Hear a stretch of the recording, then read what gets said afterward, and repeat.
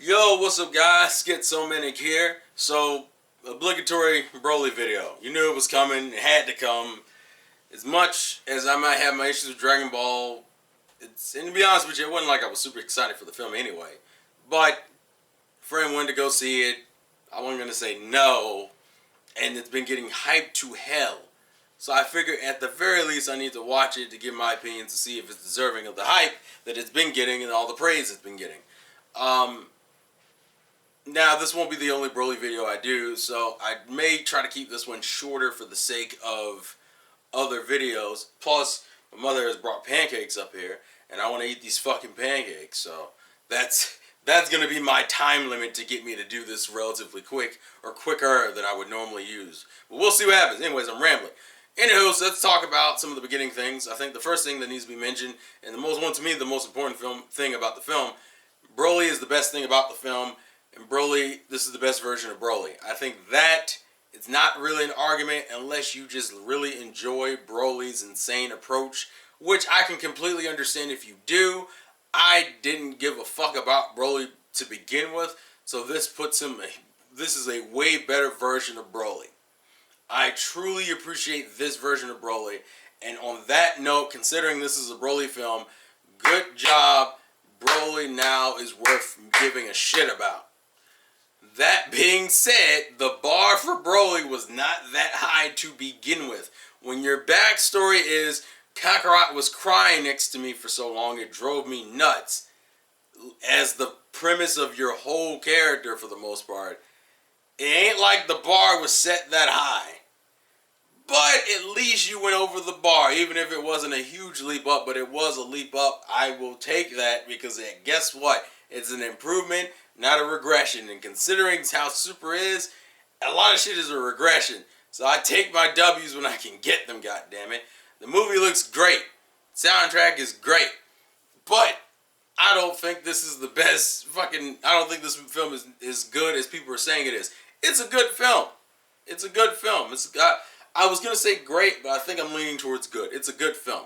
I think the biggest problem I have with this film is a few key points. The first thing is I think the movie switches from trying to be a legitimately good story to it's a Dragon Ball movie. What I mean by that is that it'll have these, especially the Broly moments are good representations of that. Even the setup in the beginning with King Cole and King Vegeta and Frieza and Paragos, with the whole situation with Broly and why they're exiling him and how, ironically enough, Vegeta and Paragos were both right, where the reason why you send him off is because you're having an inferiority complex compared to your son, but at the same time, Broly legit cannot be controlled. That man is a little too unhinged for his own good. That shit I can fuck with. But then you have moments where the majority of the film is a fight sequence, and there's no really emotional tie. And it took me a while to figure out, because I was like, why did I feel so conflicted walking out of the movie last night? I'll tell you why I felt conflicted. Because the one thing this movie is missing is heart. And some of you might go, well, this is a sympathetic Broly. Yeah, but when he's fighting, you don't get that feeling. There's only one good sequence that shows that off. And that's when Goku's in Super Saiyan God form and he stops Broly in mid-fight with this weird telekinetic shit, sitting there trying to have a conversation with him. That's the only good heart moment in the film, which is dumb because there was a lot more room for shit. And I think that's the main reason why I won't call this movie amazing or fucking great. Because there's so many missed opportunities in this fucking film. This film also suffers from random mood whiplash, where you're having these heartfelt moments with Broly talking about the alien he grew to become friends with, and his dad wasn't cool with that shit, and so he shot the dude's ear off, so the pelt that he wears around him is made from that ear because he still views him as a friend. That was his first friend. To fucking moments where we're going to collect the Dragon Balls because Bulma wanted to wish herself 5 years younger. Or fucking, or Frieza wants to make himself taller. It's fucking dumb. I think the way they treat Paragos' death is fucking, to me, is a little disrespectful. I get it. To me, it's in character for Frieza to do it. So my issue isn't really character driven with that. It's more so why play it off so much as a joke? I guess that's my issue with it. It's so played up for gags, it's not really funny. Because you try to set up this this internal conflict that Broly's having between, it's still his father, but his father is an asshole, put a collar on me who shocks me randomly. Don't do that, and then in the next moment, oh yeah, Frieza just kills him. It's mood whiplash. And it aggravates me. And also because I think a lot of these sequences could have been done better. Because I think the film doesn't have enough heart. Now I haven't mentioned the two aliens because I keep fucking up their names. I still don't really know their names because because I think people like the aliens because they're like the only good characters introduced, new characters introduced. But they're still, I don't really view them as characters as much. They try. I think if I remember right, the names are like Chile and Lima or Liam. I forget how you pronounce the name, honestly. And the reason why I said they're not really characters is because they try to give Chile kind of a quick backstory. Like, the only reason why she's in the Frieza Force is because she was into some shit that got her in trouble, and the best way to avoid getting fucked up is saying you're part of one of the better forces, one of the more powerful forces in the universe, Frieza Force. So she's essentially using Frieza's name as a shield to hide behind. But the rest of the film is, poor Broly. Broly, no! How could they do this to Broly? Bro, and some of you might go, what's the problem? That's not a character to me. You can't make her come off, in the beginning of the movie, when you give me that backstory, it tells me she's one of those girls who's more about self-interest. She doesn't really give a fuck about other people. She does what she does for her, and so she can enjoy herself. We don't know anything about her goals and her dreams and none of that shit.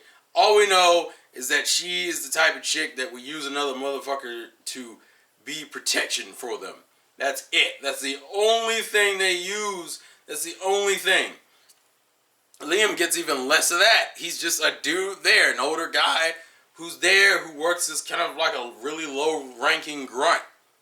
He has no real character. He's just kind of like, well, I guess I'll tag along kind of guy. And my problem with this is that the only reason why people like her is because, well, A, TNA, and then 2 is because, oh, well, she's nice to Broly, and she's friendly to Broly.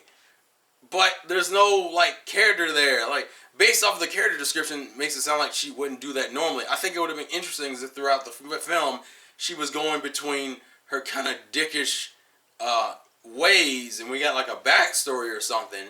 And then she started to care for Broly because she could see Broly being mistreated. Maybe it correlated to something in her own life. Maybe the reason why she feels for Broly is because she was treated that way as a child, which is what made her so jaded and so uncaring in the first place.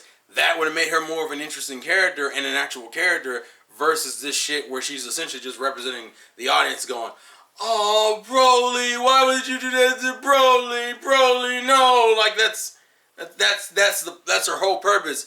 And it's not super interesting. And as far as talking about the heart of the film, because although the fight sequences are great, I didn't find myself nowhere near as invested in them. And it's because I think this film forgets you gotta have that emotional connection for me to give a shit. I'll give you a great example from Battle of Gods. One of the most famous scenes in Battle of Gods is Vegeta beating the shit out of Beerus for a quick second because he touched Bulma. See what I said there? The reason why that sequence sticks out so much is because the setup is what makes it important. Because anybody can relate to that setup. You put your hands on my girl, my wife, my husband, whoever the fuck, my loved one. I don't give a damn if you're the... It's also really cool because the whole film, Vegeta knows who Beerus is and how scary this motherfucker is. So he's in fear. He's in his bitch mode the whole film up until this point. And then you put your hands on his woman, he's like, I don't give a damn at this point. You've touched my wife. I'm throwing hands regardless.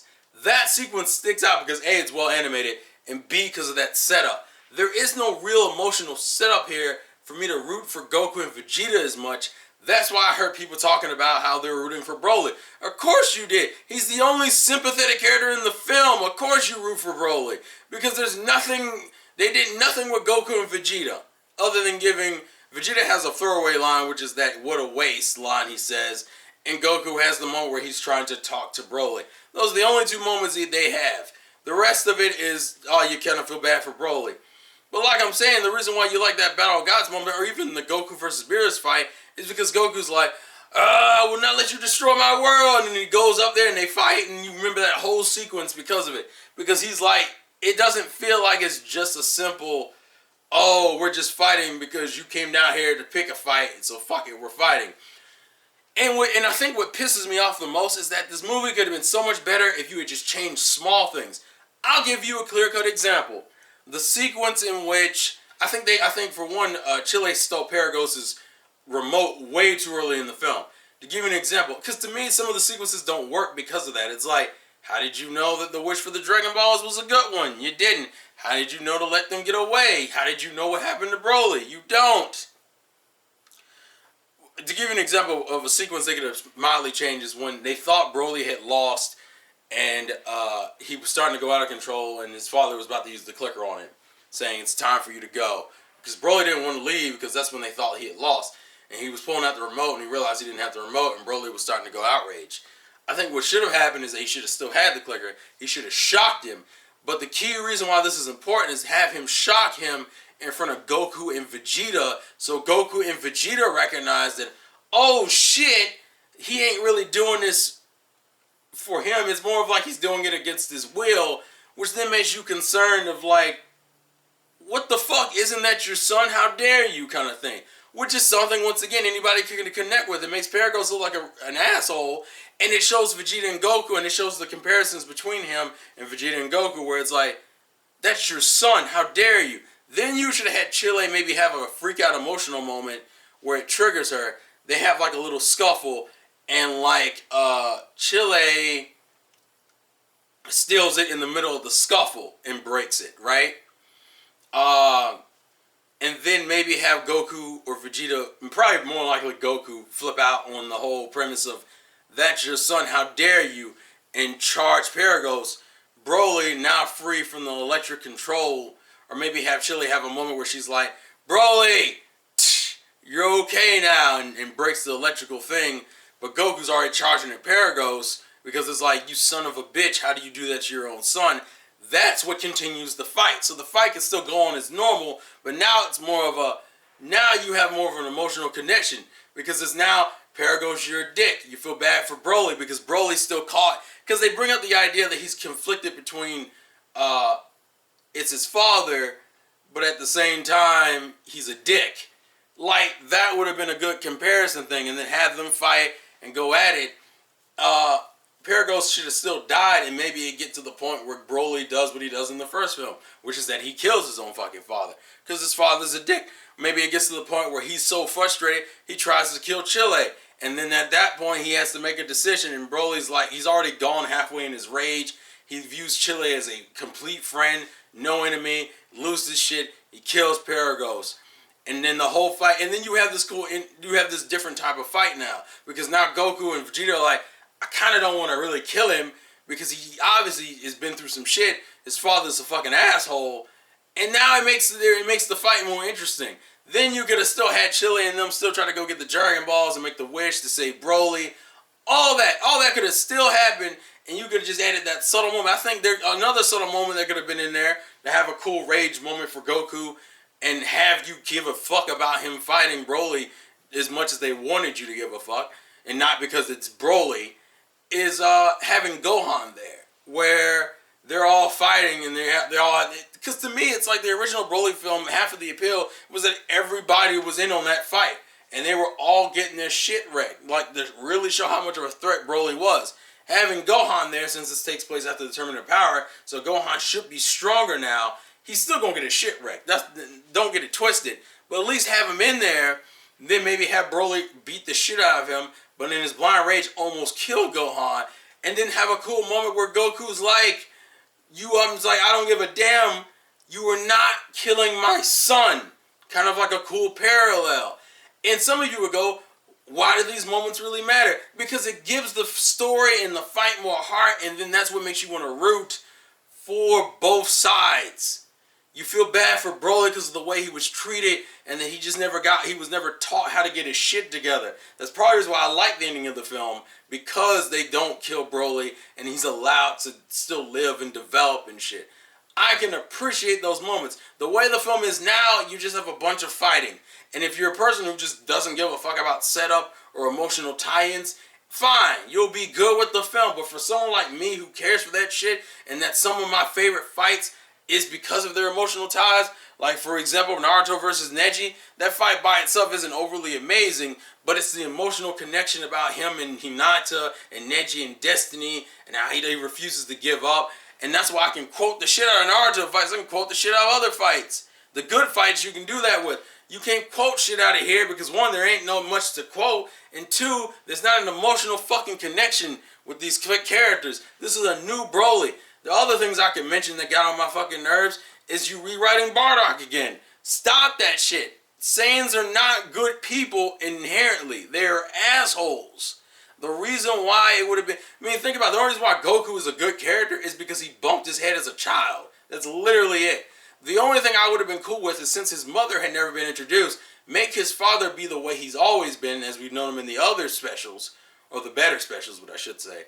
And his mother be the one who was like unrealistically kind, but maybe the reason why the bonk on the head did what it did is because his mother was already inherently good. Maybe have her be the weird anomaly. Since she dies anyway, and she doesn't serve any purpose in the film currently, make her be that overly goody character, and make it seem like, oh well, it was somewhat genetic. He got it from his mom. That would have meant something. They're all going to die regardless, so it wasn't like it would have been a huge retcon. It's better than fucking with Bardock, who people already know and was already established in previous specials. The mother being good and having her having new personality traits, that would have made way better sense than fucking with Bardock. This is the reason why I don't understand how people are sitting there. And you know what it is? It's the problem Dragon Ball Z has always had. People value fights over fucking character and substance. People go, oh, well, Broly is sympathetic now, and the fights were amazing, best movie ever. No, that's not how this fucking works. It's a good movie. It's better than Resurrection F. I don't know if I would say it's better than Battle of Gods, personally. I think Battle of Gods is still better, because it had a mix of character and fights. This fucking thing, the main reason why you give a shit is that Broly's a little sympathetic, and it has fights. It has fights. And the best part of the fight to me is the sequence in which Broly grabs Goku by the leg and he's slamming his ass all over this motherfucker. Because that shit hit me. I was like, God damn. The rest of the fight is just fights. Not like it's bad, but like I said, when you have no emotional connection, it doesn't mean as much. That's the shit that drives me nuts. You can't do that shit. But like I said, I wanted to keep this short. That's just my opinions on it. It's a good film. I can give people credit saying it's a good film. It's overhyped right now. It's being overhyped like a motherfucker. That or Dragon Ball fans have really fucking low standards. Not really fucking low standards. Lower standards than you should, I guess is what I should say. It's a good film though. I think you'll still have fun watching it. And like I said, this is still the best version of Broly you will see on screen, because Broly wasn't a character. I just think the film suffers from, oh, it's a Dragon Ball film, so we still gotta have a bunch of fights, and it's Broly, so Broly still needs to go crazy. Like, if you're gonna retell the Broly story, retell it. But the reason why you can't go all the way is because it's still Broly. That's why it should have just been a new character. But fine, Toei. It's about the fucking marketing anyway, so that's the reason why this exists. But it's a good film. I think it's a good film. I just don't think it's a great film, or an amazing film, or the best Dragon Ball film ever. Because it misses a lot of the heart that makes these moments stick out to me. And that goes for every sequence. Goku versus Frieza is crazy, because not only because he's fighting for the planet, he's also fighting for his son. And the fact that you just killed Krillin, he goes Super Saiyan. That moment means so much more because Krillin died. Same thing goes with Gohan versus Cell. You killed 16. Goku sacrificed himself, and Cell still didn't die. It was like, fuck it, unleash your power, which was a running thing throughout the whole fucking arc. The Buu saga doesn't have that same level of emotional impact in some areas, but it still has it in the arc. Vegeta sacrificing himself. What's the other thing? Goku reaching his ultimate state. I mean, Gohan, my bad. Gohan reaching his ultimate state. The Majin Buu, the Fat Buu, and Hercule relationship.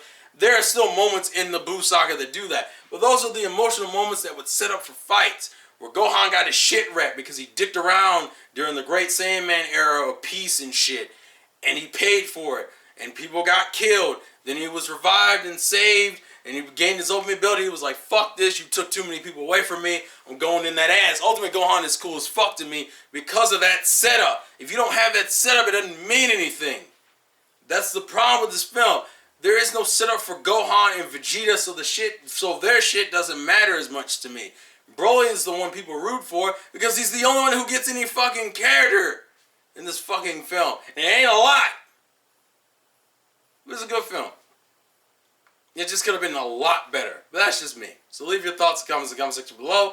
You'll probably see a more in-depth video in the future from me about this. But this is just a really quick thought. Spoiler heavy. I'll put that in the title because I didn't say it until now.